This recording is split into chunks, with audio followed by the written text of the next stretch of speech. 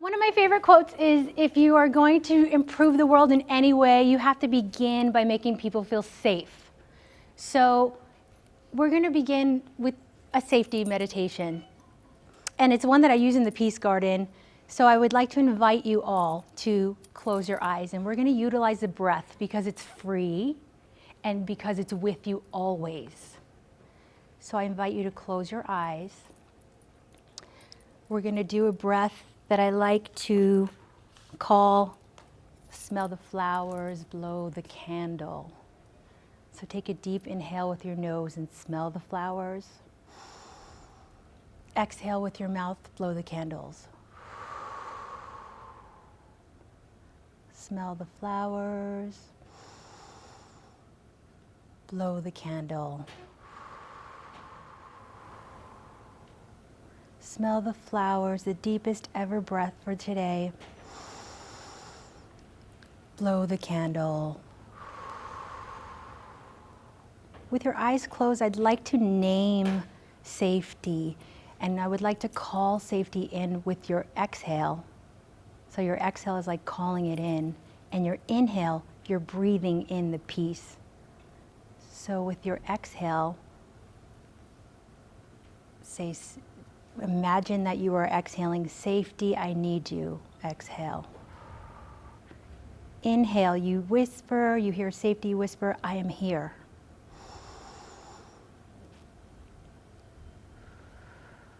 Exhale, I need you. Inhale, I'm right here. Exhale, I need you.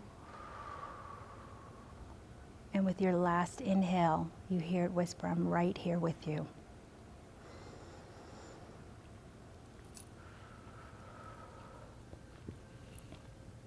Bask in the peace that the breath has given you. And it's a gift. When you hear the sound of the bell, slowly open your eyes.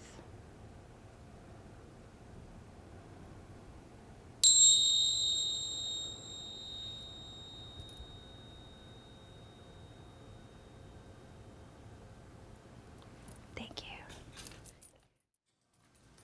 Mahalo, Gina.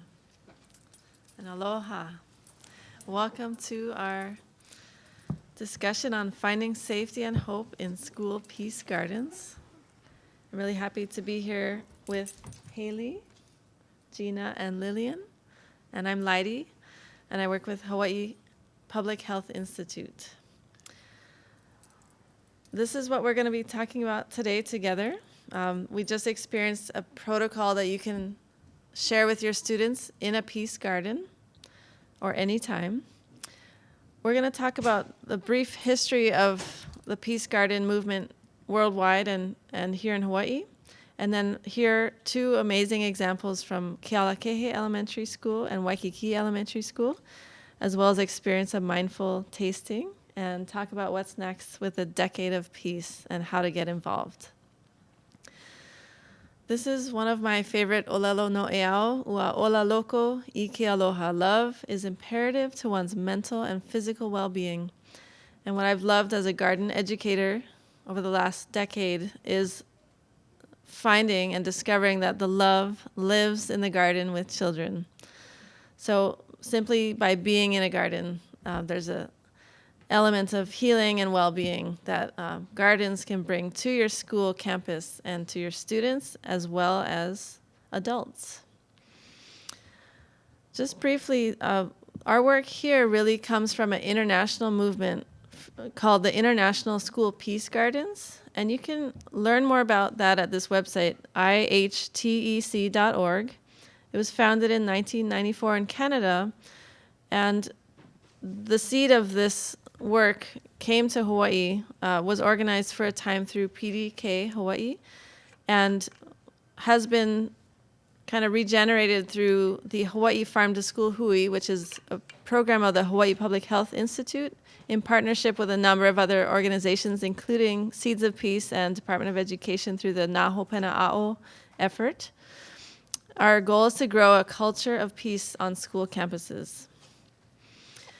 So looking at peace gardens, what I've been taught by international founder, Dame Julia Morton Marr, is that peace gardens address global, local, and personal issues. So if you're looking at global issues, a good place to get a sense of what the world is talking about are these sustainable development goals.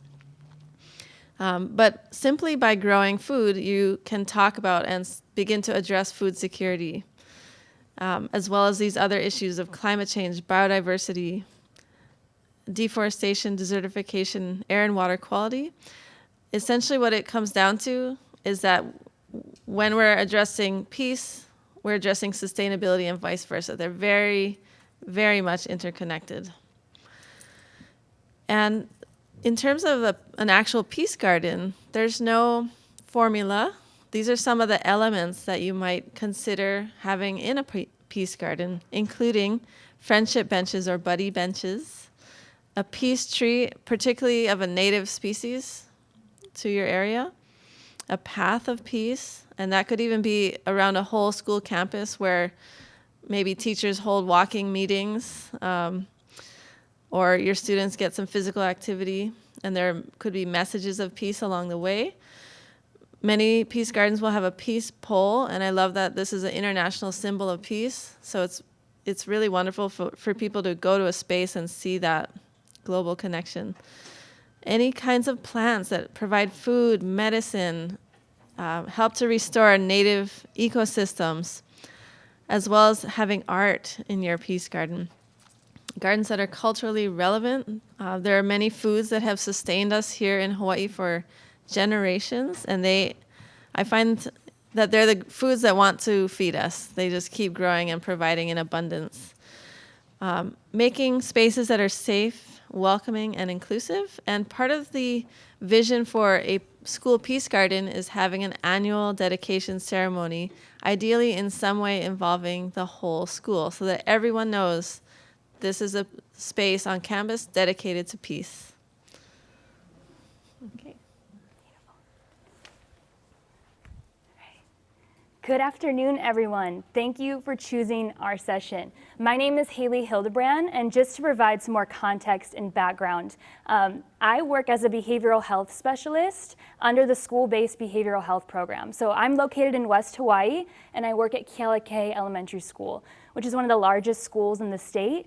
We have nearly 1,000 children of many different diverse backgrounds. And so I find this work to be extremely valuable and important, and the benefits I've seen personally is why I'm so passionate about spreading this message and sharing that gardens are amazing. You can teach your Common Core standards, you can teach next generation science standards, but it's also a perfect place for you to build relationships with students and provide an area where they feel safe and supported and respected. So I'm here to talk a little bit about how I use it in my role as a counselor and how you can kind of use the tools you already have and the space you already have at your school to incorporate some of these elements. So above all, any peace garden should be a safe space for all. That means adults too. And I know at this conference we're learning a lot about the benefits for our kids, which is so important. But I know in this work it's really important for us as staff and educators, counselors, whatever your role is, you're somehow connected to schools. And it can be a place where you may not feel at peace and safe. And it's really important that our staff do feel that. And so I want to encourage you, if you don't have a space at your school, to really consider it just for your own mental health and well-being as a way to get a break and a place to re-center and focus. So one of the best or most exciting things I see in the garden is just that it fosters a sense of curiosity. So before I was in this role, I was actually a food corps service member with AmeriCorps, where I spent a lot of time in the garden watching kids learn new concepts and taste new foods. And to see the discovery and the benefits of that just really lit my passion for this work. It also creates a sense of place. Our students are from all over the world, different Polynesian islands, different cultures. But in this space, there should be a sense of Hawaii. They should feel welcomed and that every culture is represented. And in a garden, you can build social skills, kids from all different backgrounds coming together for a common purpose. And they feel empowered when you give them work that's real and they see the benefit of it. Our garden has been fully student-led and driven, and it's come a long way since it was a parking lot, and it still has lots of work to go. But the important thing is the kids feel that it's their space, and they know how hard they've worked to make it the space it is. It's also a place that's restorative. You can practice mindfulness. It's a great positive reinforcement. Whether you're a teacher, a counselor, if you're working on behavior plans, whatever it may be, this is the most positive reinforcement. Kids want to spend time in the garden. They're motivated to spend time in the garden. And last year, our food corps service member would have lunch bunches in the garden where the kids could come sit under the shade tree and just talk story and feel safe and have a peaceful environment. So the HA framework is really all-encompassing, but every part of it can be found in gardens. So this is not just a poster that you should see at school and say, yeah, I've seen that, I know what it is, but to think about the space you already have and how it can be implemented. So when we were thinking about our design and layout for the garden, this framework was crucial to how we wanted it to be incorporated. We want students to feel like they belong, that they have a responsibility, that they can show excellence by taking pride in their work. And our kukui tree is actually where our buddy benches sit underneath. So just the tree of enlightenment and what that means, and telling stories and mo'olelo of the culture to really solidify it. So it's important that when you walk into the space, you know you're in Hawaii. You know that there's people that came there before you. I want the students to know that they are our future and what we can do in the present to build a sense of safety. The garden is culturally relevant. Like I said, it honors the place, it honors the use of Hawaiian language, and I always tell the students we work with that are from different cultures that every culture is beautiful and has so many languages for different foods and things that we can learn from each other. But it's important that we honor the space that we take. So protocol is really important when we enter the garden. So to have an oli or just to have a mindful moment before you enter, so the students can be aware of the energy they bring into the garden. I've seen food as a bridge between cultures where they have shared commonalities, where food can be prepared in different ways or have different meanings, but it can really bring the kids together. So at our school, we have an arts and culture night where we have foods from all different places and foods from the garden. And it's just a really beautiful way to create a sense of community. One area where I've seen so much magic in the garden is during recess. So last year, the garden was a space where kids could come during recess that didn't really feel like they had a place. They didn't really want to play rough outside. They didn't necessarily have a strong group of friends, but the kids that came in the garden every day were so passionate and on fire about that garden that it just boosted my day if I could even walk down there and be in their presence. And so it's very team-based and inclusive. As you can see, we had the students working together to build our kalo patch, and they would pass the rock from one to the other and talk about just the historical significance, and just seeing these pictures really makes me happy. Some of you may have heard about restorative practices or have different social emotional curriculums at your school, and peace gardens are a place that can facilitate all of these things. You can have restorative circles, you can have conflict resolution in a safe, neutral place. Working as a counselor, being trauma-informed is very important. How many of you have experienced challenging behaviors at school? Yeah, that's pretty much my day-to-day life. And how many of you might say that your students have experienced some type of trauma before in their life? So we know that our challenging behaviors are just the tip of the iceberg. And underneath that iceberg are so many things that our students bring to school every day. So I challenge you all to look at those behaviors as not just a disturbance in your classroom, but kind of what is causing that. And in the garden, we kind of use it to kind of just bring us present in the moment, to use our different senses And that's a research-based way to calm the brain and the body and to create a sense of place. Again, the garden is a safe, welcoming place. It should never be used as a punishment. So I fully admit right now our garden has been a little neglected. There's lots of weeds. I need a lot of helping hands to make it work. But I will never just send a kid to the garden as a punishment and just say, pull weeds, because that's not what it's about. If a student doesn't want to go in the garden and they don't enjoy it, then we don't go there. It should be a place where a student wants to be. So these are all different ways. Instead of using different tangible, small little trinkets or objects, these are what the kids love to do. They love to water the garden, eat lunch in the garden, pick a bouquet of flowers for their teacher. These are some seed packets we made. There's so many creative ways to use the garden. And those of you who are teachers or special education teachers, counselors, you know that students that have IEPs or have goals, there's so many unique ways that you can work towards reaching those goals. And so things like self-control, having personal space, making safe choices are all things we can practice in the garden. There's been numerous times where a kid that might have a challenge with personal space, we can go in the garden and have a lesson on how plants need their own personal space and make those connections where kids understand it. So I'm not just talking at them, I'm working with them to give them a lesson in a way that has meaning and understanding.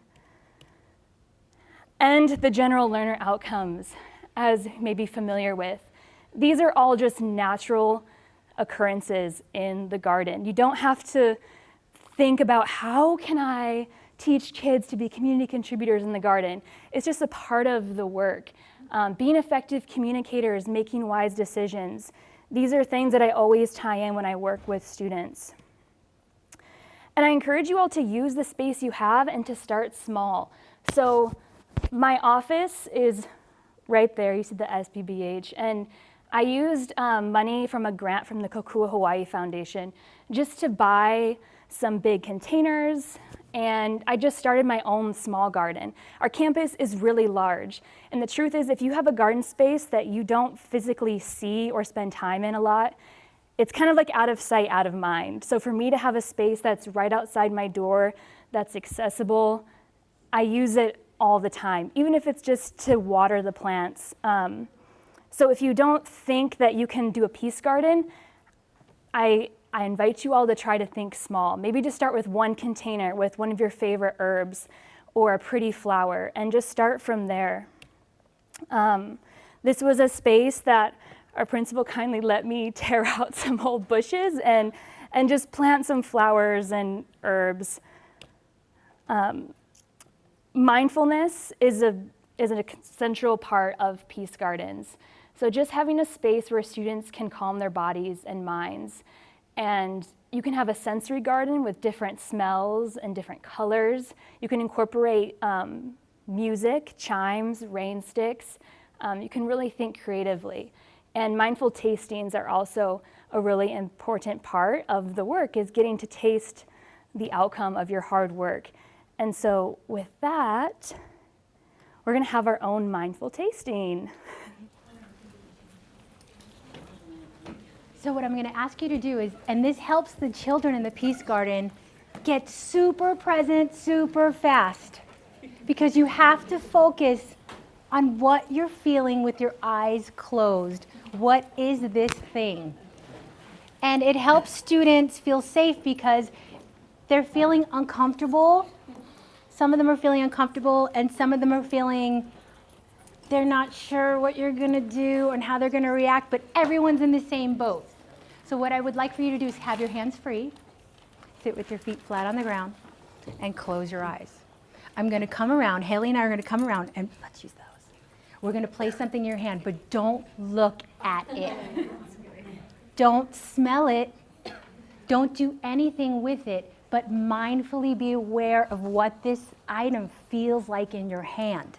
That's all you have to do right now, and then we'll go sense by sense by sense, and we'll work through all the 5 senses.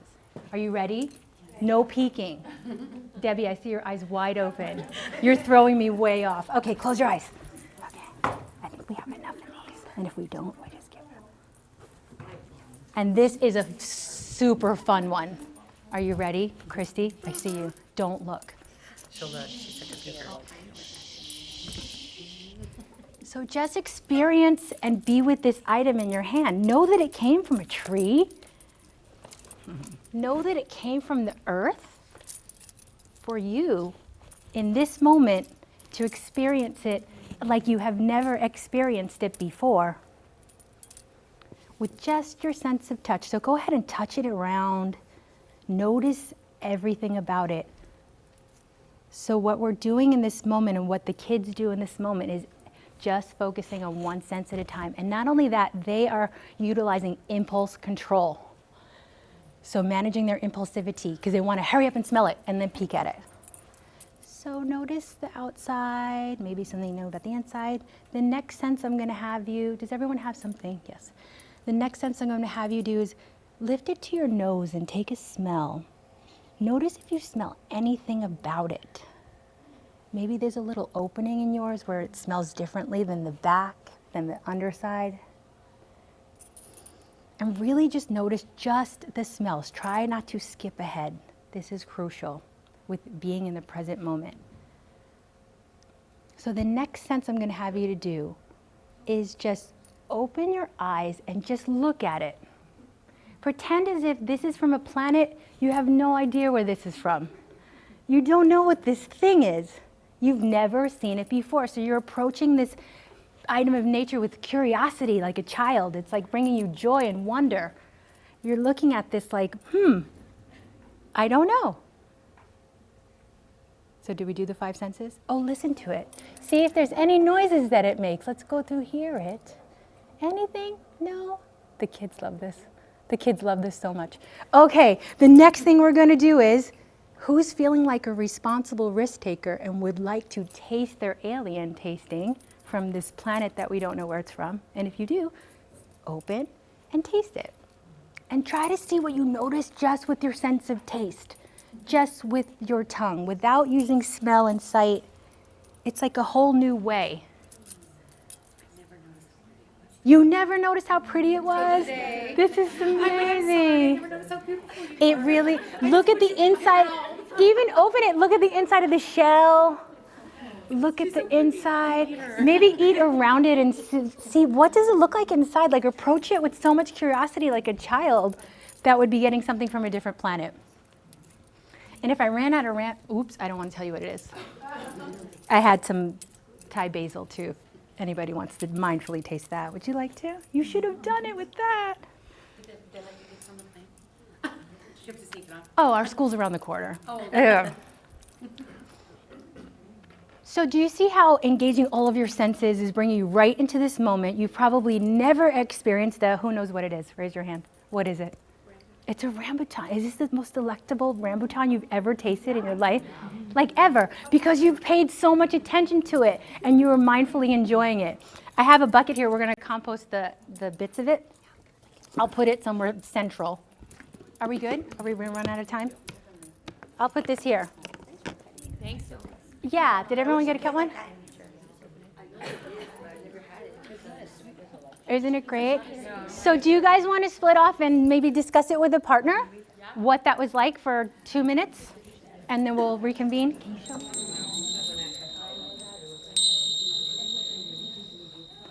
So thank you. That was a little example of what we do in the garden for mindful tasting.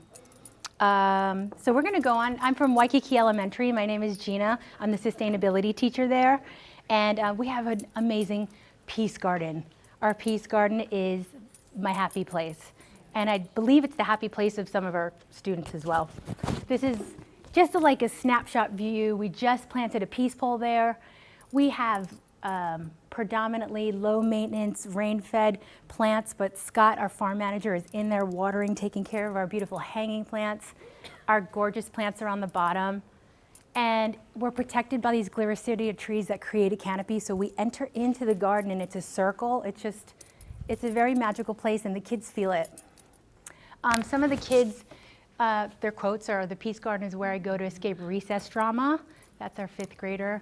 "And I feel calm and happy once I enter the Peace Garden," was our 4th grader. I'm going to talk to you about how to make a peace pole.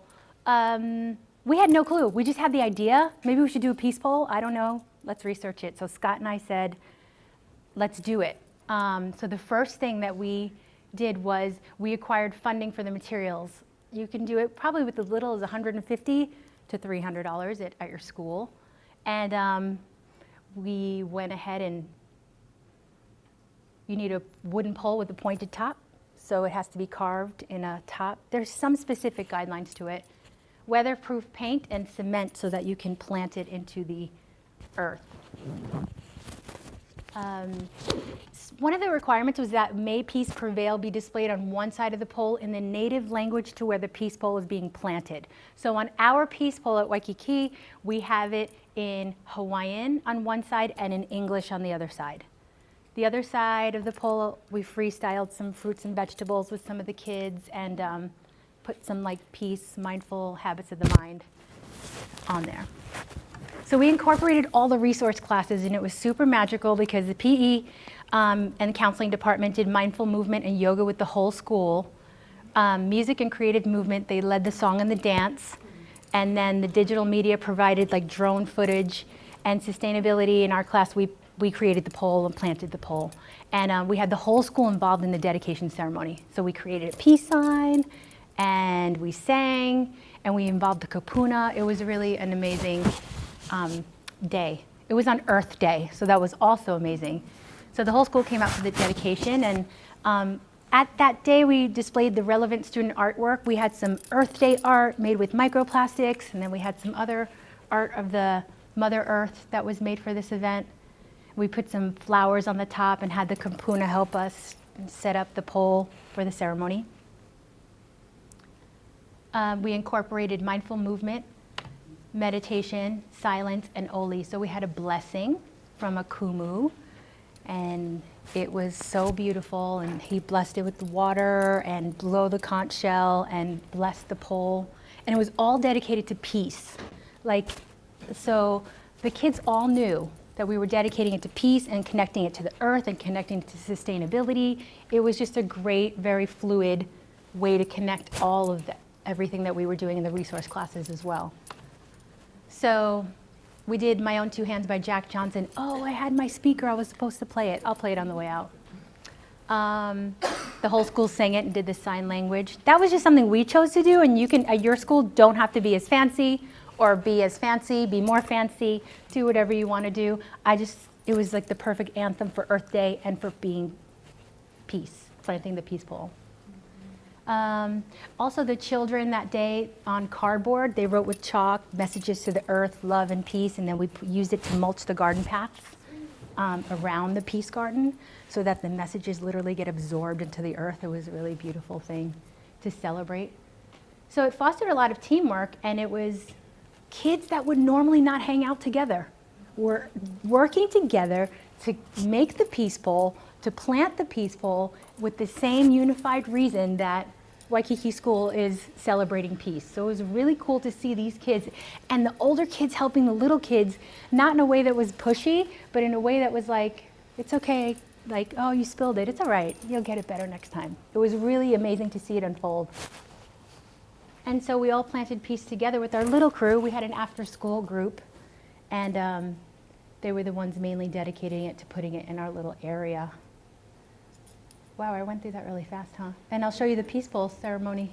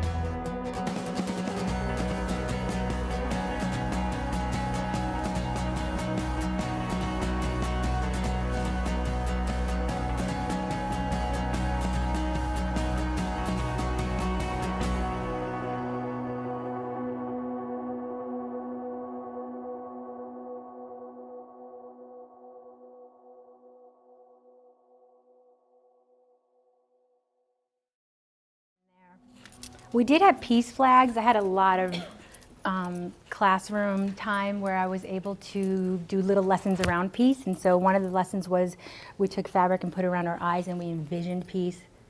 And then whatever the kids saw, they drew it on the peace flag and then we hung it in the peace garden. Those flags are no longer there and now we have other things, but we keep it fresh. Is this what you wanted to talk about? Thank you, Hayley and Gina. Yeah, I volunteer at Waikīkī Elementary, and the Peace Garden is a really wonderful place to go to. And I'm Lillian Colton. I'm part of the Hawaii Farm to School Hui, and one of our projects is the Hawaii School Peace Gardens. And we have this initiative. We're planning a decade of peace, 2020 to 2030. And we invite all of you to join us. We want to establish more sustainable peace gardens to serve as dedicated outdoor spaces. We haven't really asked, does anyone here have a peace garden or thinking of one? Okay. And we want it to be sustainable because, as we know, there's lots of staff turnover and a lot of competing initiatives at schools. And dedicated, as we saw, you really want school-wide buy-in and to know that it's not just for the students, but also the adults at school. Adults get a little stressed out too, and they need a space to go to. And also to keep it out in the opening and to make it welcoming and inclusive. We also want to start developing the best practices to integrate peace and sustainability. That it's not just an add-on, it's a culture and values of the school that have to develop to support this environment. And we, of course, need support. We invite communities and families to support it, and also to start building awareness of peace gardens as an instructional tool. And we've talked a lot about the conference, that you have to bring the academic and the social emotional behavior together, that it's all integrated. Can't have one without the other. And I guess the thing that has struck me, another school that I'm working with, the way they are developing their peace garden, it started from the students themselves. They had a problem with bullying, and they went to the teacher and said, we do not like this, we want to change. And so they sat down and made some plans, and they've sketched out what they want for a peace garden, a space to have benches and a space for yoga, a place to really to chill out and deal with some of the behaviors that they do not want to see on their campus. So we all invite you all to join us for this initiative. You can register your peace garden and share resources, and also provide your email. We have a sign-up sheet in the back. And on our website, we have this brochure. We only have a few copies here, but you can download it from our website. And it explains what a peace garden is, and some of the background that Leidy went over, and how to create the peace pole. There's a link to that, and suggested elements. And then in the back, the how the framework is such a basic premise and basic support for the peace garden. And also our other partner, Seeds of Peace. So let's see. So I guess at this point, we can thank you. One more to the right. Okay, so, Next slide. which one? Okay, that one? Yeah. Okay, so this is our contact information. The Hui, Farm to School Hui, we have a dedicated page to the Peace Gardens, and this is the link to the Peace Gardens if you want to register your site. And please feel free to contact any of us to find out more information. And so now we open it up to questions. I actually have two, which I'm sorry if you covered it before I came in. But my first question would be funding, which you may have mentioned. And my second one is supervision. Like you say, oh, it's a place where they can go at recess. But at our school, that's where the hard thing is. We don't have enough people to.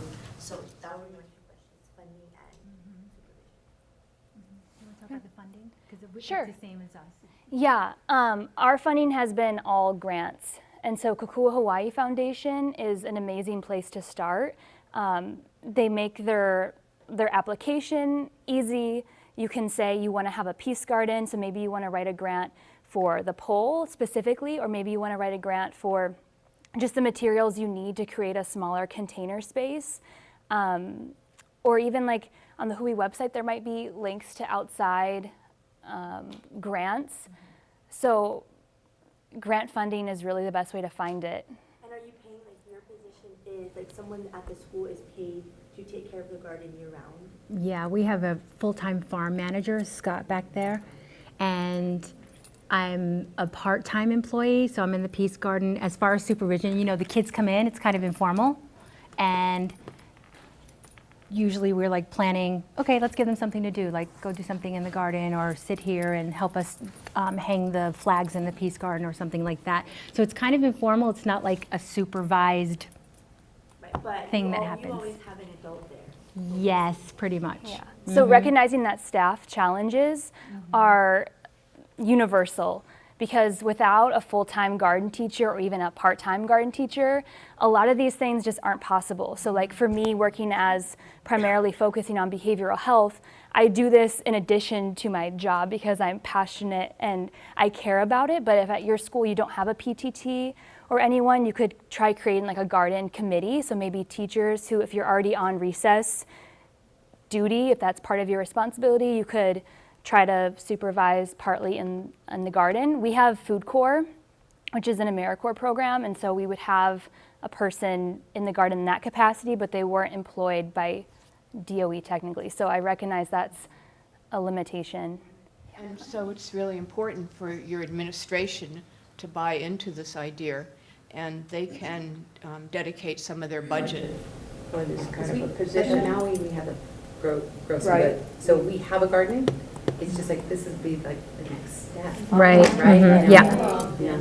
Amanda? Can I just speak to that a little bit? Because I think probably other people also have gardens in the room. And so peace garden is a really wide definition. Kokulea is a registered peace garden, I'm not sure if that was mentioned. So it's a wide definition. And so if there is a garden, it could be within the time that maybe somebody is there. So there's a garden at my school. We're not open every day at recess, but sometimes we are, and the kids can come in to the garden then. And so if you can work it into something else you already have, but actually articulate the fact that peace is part of what's happening there, that it's an active thing.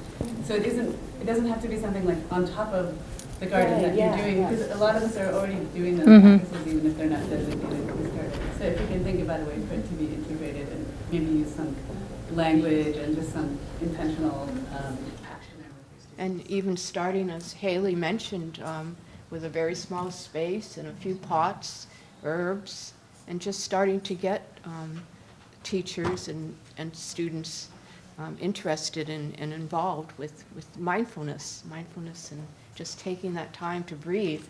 I'm always reminding myself to breathe. It's kind of an important task. I've seen some schools that do have active parent volunteers actually recruit them to help with recess time in the garden, if that's an opportunity that you may have. Kokua Hawaii Foundation, those are called project grants. They also have field trip grants. Both of those programs are up to $200 per teacher or $1,000 per school. So if you were able to hui up with other teachers, and that's every school year, you could apply. And also on their website, they have a whole listing of other grants. Like with Home Depot, you can get plants and seeds, and even sometimes parents and Kupuna community people, they'll just bring them to you. So, I mean, start advertising the idea and getting it known. Yeah, if you have specific tangibles that you need and you're really specific in your ask, usually the school community in some ways can help provide specific things that you need. Were you gonna ask? Looking at your school, Maui, that's an elementary school. Just a thought to consider, something that we're doing right now with our 5th graders, is they're designing the protocol for the space and how it's to be used, so that there's less adult necessary supervision. I don't know if it's something you would consider with older students. Except it's about guiding PBL them. too, right? Yeah. It's kind of like integrating everything, all Yeah. these beautiful things together. and students are the best advocates. So like I get asked daily, like, Miss Hayley, what about the garden? When can we be in the garden? Can you come in the garden? And teachers, and so when you have the kids that are passionate, just encourage them to let their voice be known and say, this is important to us. We want to spend time here. We need to make it happen, and just empower them. Yeah. Yes. Are there examples of peace gardens or gardens that school, like, for us, we have two separate areas that we have gardens, but they're predominantly used for science. Are there any examples? Maybe there are schools that have kind of added a major academic component to the social and emotional side of a peace garden. Are there examples out there? Yeah, I feel Waikīkī does. Yeah. The class begins in the Peace Garden and with mindfulness, and then we move to the nursery and to the bigger part of the garden, which is the farm, where the science lesson is taking place, where the planting, where the composting, and then we reconvene in the Peace Garden to close the session. So that's the protocol of the whole class. So it's attached, but it's separate. So we use both. And Iolani has a club, what is it, Sustainability Club and Peace and justice. Peace and Justice. That's right. So, Just way of collecting resources for your school, if you have an active or if you have a PCNC who's connected to the school right now, I don't know what school are you in? You guys can talk or no? Yeah, we don't have a PCNC right now, but that's okay, but we're We're pretty creative. If the Because we're small. If the school's still putting out a newsletter, just give a little blurb and then say exactly what you need. I mean, you have landscape parents, you know you do at your school. Her husband has a Own these landscaping companies, so. Oh, right. Exactly. Beautiful garden is just like getting a piece of lumber for the peace pole. And so that's super easy, but Yeah. just think of the quickest, most direct route connecting to your school on it, and that would be a newsletter or those things to get the peace component to what you guys have in common. Relatively low info. You guys have a great coordinator right now, so it's just what does that garden look like turned into a peace focus. So I think you're on the way, but if there are things that you need, resources, just get a newsletter article. I think for your school, it's going to be your quickest and best way. Yeah, or email, yeah. Great. I don't have a green thumb, but I want to start a small little garden. Do you have any advice for something that won't die as easy? And also, like maybe, I know lavender is good for stress, because I started using the oils. I have a diffuser now, and the kids love it. So I want to add plants. What do you recommend? Like in pots, not like a big garden. Yeah, I was gonna say lavender is great. A lot of lavender doesn't require lots of water too, so I'm not sure where you're located, but if you're in like a sunny, relatively dry environment like I am, lavender's great, and so is rosemary, thyme. Really any herb is a great place to start because they don't require as much maintenance, and kids really love that sensory smell of the lavender. And if you're diffusing it, it's a great connection to kind of tell them where it comes from. Right, exactly. Okay, thank you. I wanted to comment on the issue of sometimes we hear about vandalism in gardens, and actually having a peace element or a peace, mindset can help to help children and teachers respond to vandalism. One example would be I worked at a school where we planted an ulu tree, and it was actually stolen out of the ground. And that happened actually twice, but what the kids did was write letters and post them in that space, in an attempt to communicate. So sometimes if a garden has signs made by the children and expressing what the purpose of the garden and, any of the rules that like take what you need or, or this is for the children, trying to communicate that. The founder, Julia, also talked about helping the community understand what you have going on at school. So maybe consider an open house of some sort, or communicating out the fact that you have this space. I know at Ho'a'aina o Makaha here in Waianae, Uncle Gigi created a space and a time when families could gather and actually, kind of grieve together for lost loved ones, or, so it was open to a broader group of people for a specific purpose in that way. So, yeah, just a lot of opportunities. And just one observation, your question about are there any examples of gardens doing all the academic and all that. The next session is going to be on the curriculum map that was developed. And So the school garden, Hawaii school garden curriculum map was written to help kind of guide teachers and administrators who may not understand using the garden from K through 8 and looking at 4 themes. But a lot of, a big part of it is creating an environment of peacefulness and a protocol and a routine in the garden for the kids every day. And using that, like Gina was saying, as the context for then teaching the science lessons. So at our school, we do, every class has a lesson when they come out that's related to their classroom. We're at Waimea Middle School on Big Island. But they also do an oli and they do a reflection. And so it is kind of incorporated in the way they, in the way that they're learning their science lesson or their social studies lesson. right. And again, we invite all of you to join us and send us your great resources. And when you go out there and start working on these gardens, please communicate with us and share. Is there a push for using all native Hawaiian fence? That's what, of course, we prefer. But Yeah, in fact, it doesn't even always have to be called a peace garden. I've been to Native Hawaiian charter schools where it's more like an aloha garden, but the same mana'o, the same understanding is there. Yeah, so it could be called something else, but it has the same intention. right. Yeah. The link that's at the bottom there is to register, but that doesn't mean that you have to have a fully developed peace garden program. It's to indicate your interest and for us to grow with you, to know that you're there to wanting to develop this, and you can specify what you need and what would help. So please do visit that. And it's also on this handout we have here and on our website. Different address on the handout, but gets to the same place. I just wanted to say too, is the consent benefit. Our kids are not city kids, because we're still Maui and we're in the country, but our kids there's no space for gardens where we live. So this, for us, it's the only opportunity our kids have to actually understand where their food comes from is at school. I'd say probably 95% of our kids.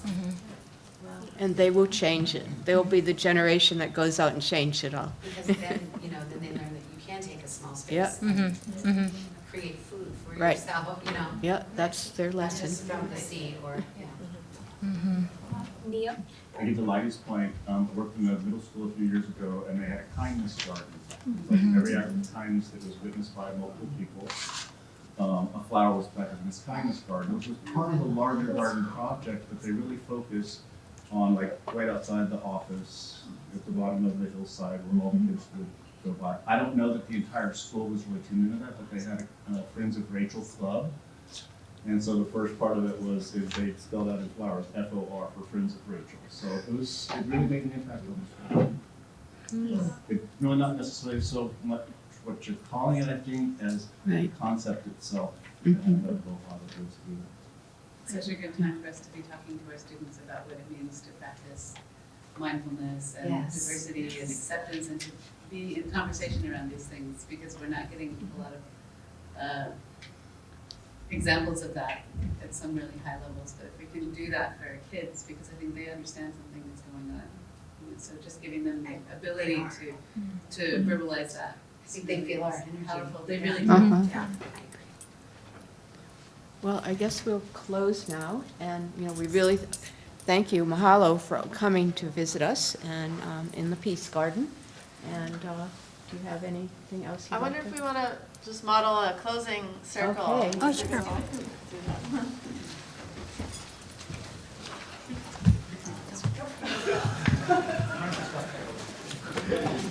So think of one word.